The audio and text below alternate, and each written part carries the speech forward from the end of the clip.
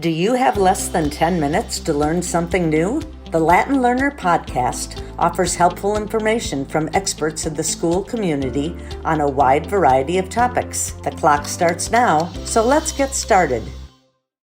Liberal arts is really about teaching people to understand the world and then to change the world for better. I feel like that's the aspirational goal of a liberal arts education, is that you can look at the world, you can understand it, and then you can see, how do I improve it? What's my piece in improving it?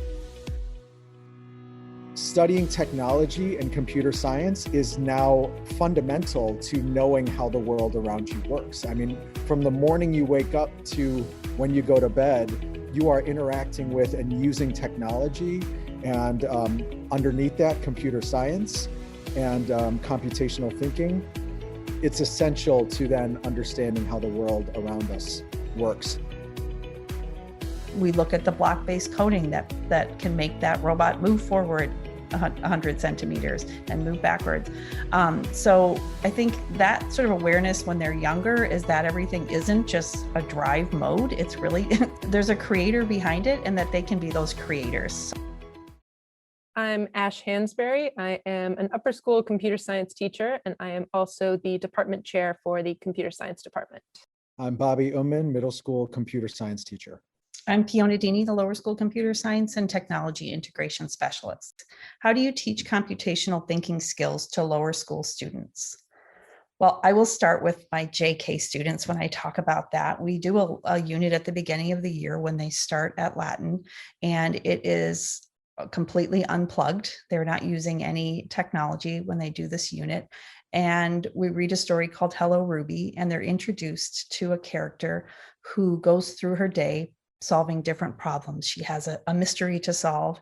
And along the way, she's learning how to break down those problems again. She's doing decomposition. She's doing abstraction. She's noticing patterns. She's also thinking about sequencing.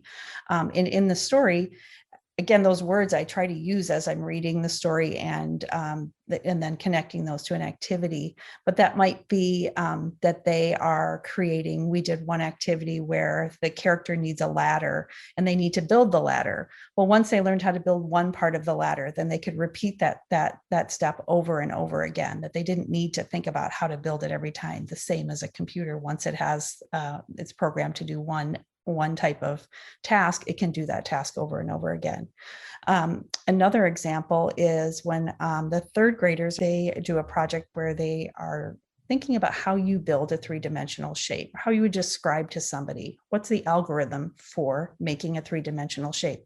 Again, not using any technology as they're doing that initially. They have to think about the steps it takes to build, say, a cube, that you don't just say it's a square, that they stretch it out, or that you really have to think about how it's built.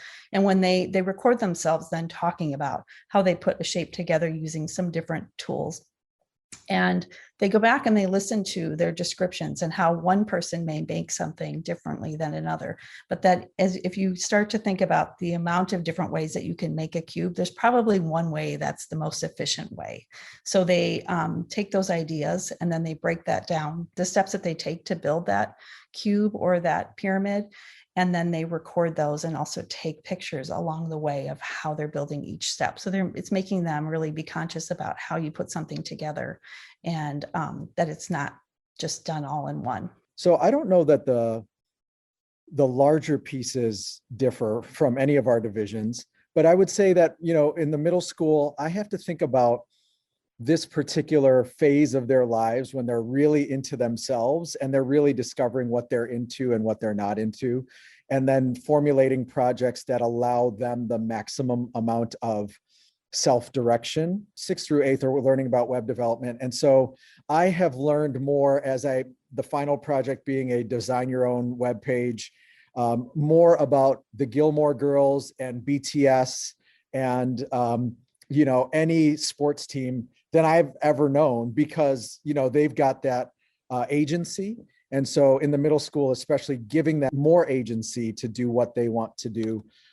So I would say that's one of the ways in particular in the middle school that the method may be a little bit different. And I would say in the upper school, it's really just continuing with this pattern that Fiona and Bobby laid out we're really just circling back to all of the same skills that we've been teaching them, and then maybe doing it a little bit more complex and in a little bit more depth, and with a little bit more sort of personal autonomy there.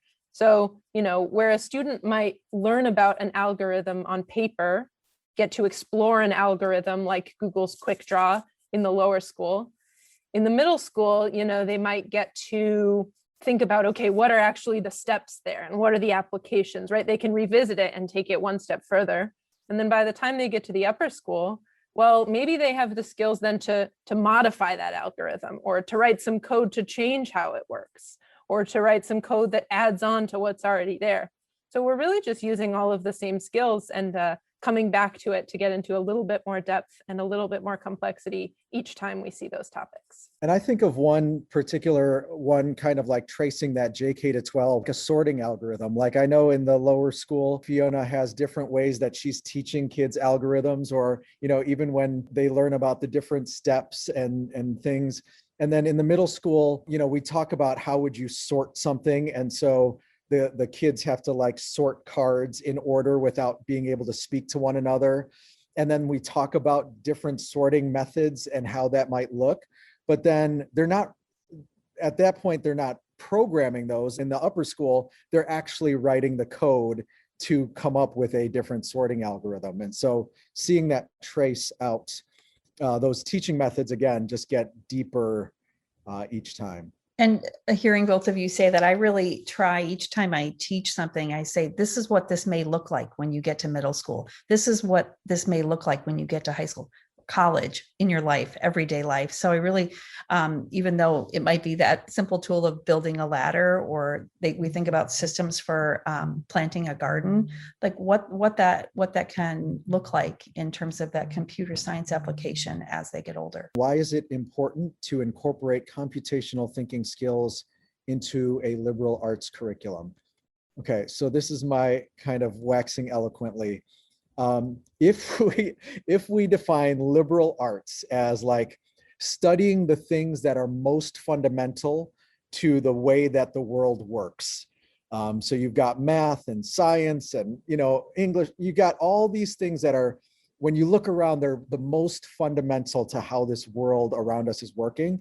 Then I would argue that studying technology and computer science is now fundamental to knowing how the world around you works. I mean, from the morning you wake up to when you go to bed, you are interacting with and using technology, and underneath that, computer science and computational thinking.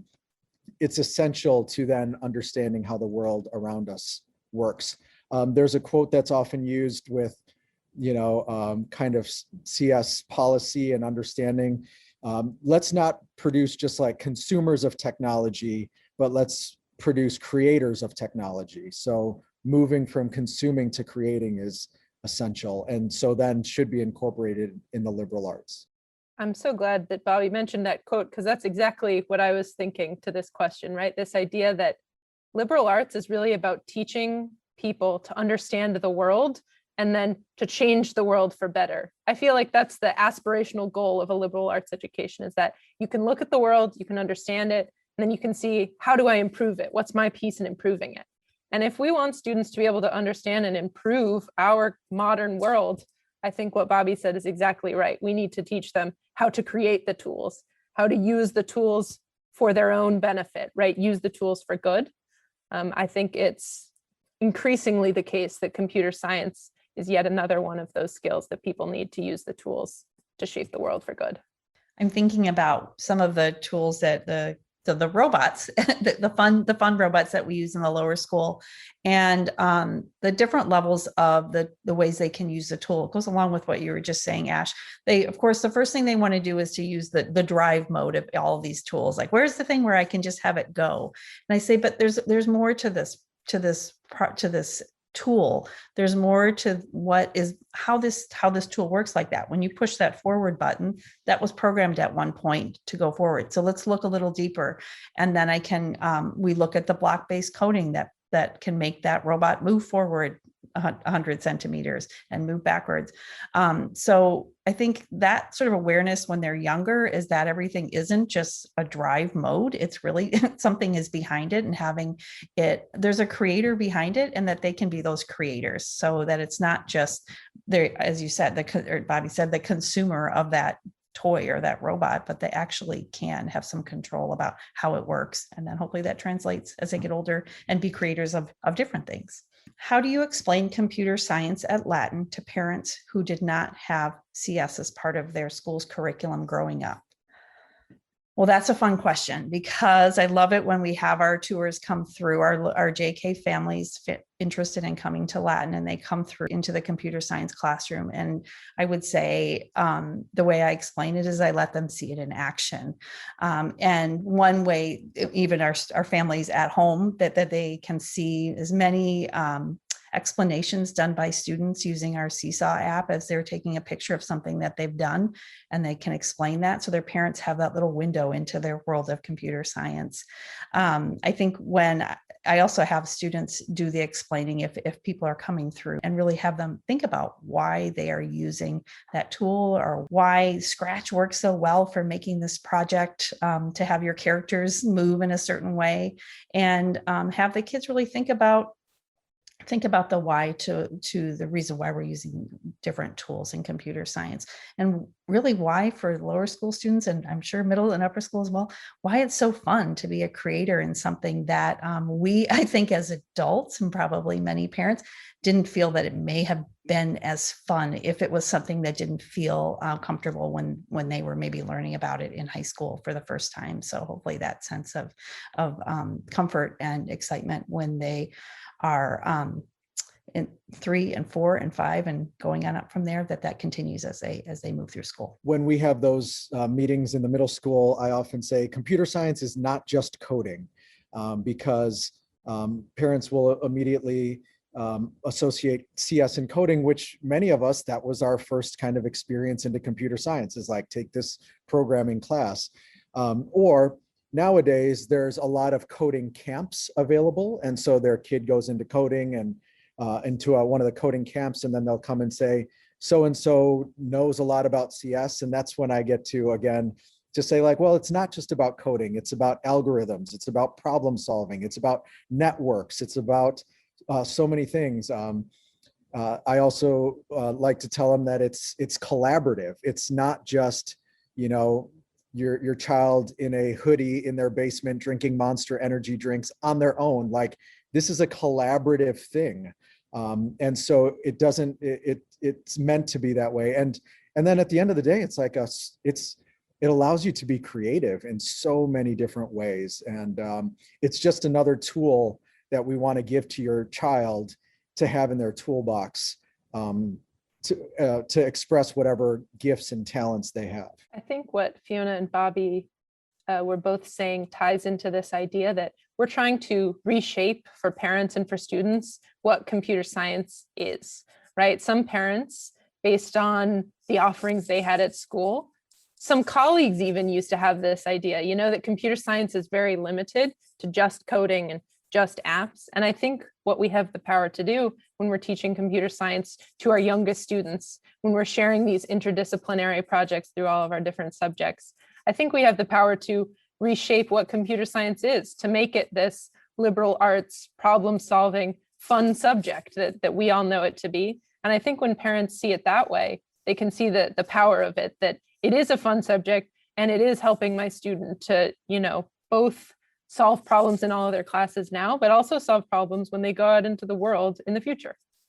I was in a JK classroom today, and their chicks are hatching. So they were very excited. Yesterday I was in there and they were still in their egg form, and they were very excited to show me. And they said, maybe the next time when we're in computer science, we can use Scratch Junior and we can show how the chick went from being inside the egg into being in the world. So they were just so excited about it. So I was so excited to hear them make that connection between how they can show in a science experiment, or they can tell a story using computer science. I love to hear things like that. I had a student come and tell me that they had figured out how to not do their math homework. And I was like, oh no, what have you done? And they said, well, actually I did my math homework And then I realized that I could make a program to do my math homework. And it's like, it's so exciting. Not that we should encourage them not to do their homework, but it's so exciting to see things like this where our students are making the connections on their own.